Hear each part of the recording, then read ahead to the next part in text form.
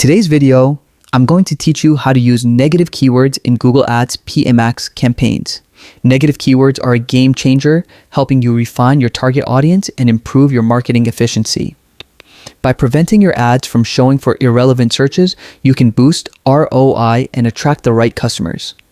This strategy saves both time and budget by ensuring your ads reach only the people who are most likely to convert.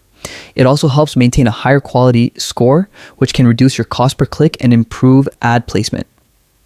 First, go to the Google Ads homepage, click the sign in button at the top right and log in with your Google account.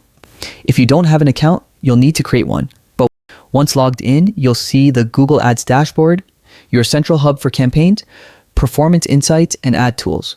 Take a moment to get familiar with this interface if it's your first time. Pay attention to the navigation options, as Google often updates the layout, and knowing where things are will save you time. Next, navigate to the admin section, usually found in the top or side navigation bar. Here you'll find account-wide settings, including the negative keywords option. Click on account settings, then locate and select negative keywords. This is where you can start refining which searches trigger your ads. Now it's time to add your negative keywords.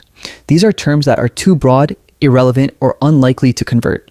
For example, if you sell premium products, consider excluding terms like free or cheap. Click the button to add negative keywords, then input them thoughtfully in the text box.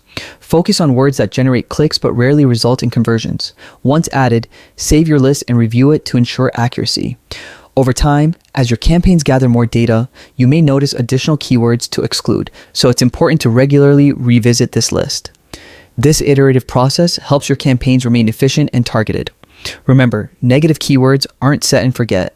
Continuously analyze your campaign data and tweak your list to optimize performance. You'll refine your audience targeting, reduce wasted spend, and improve your campaign results. Thanks for joining me today, and happy advertising.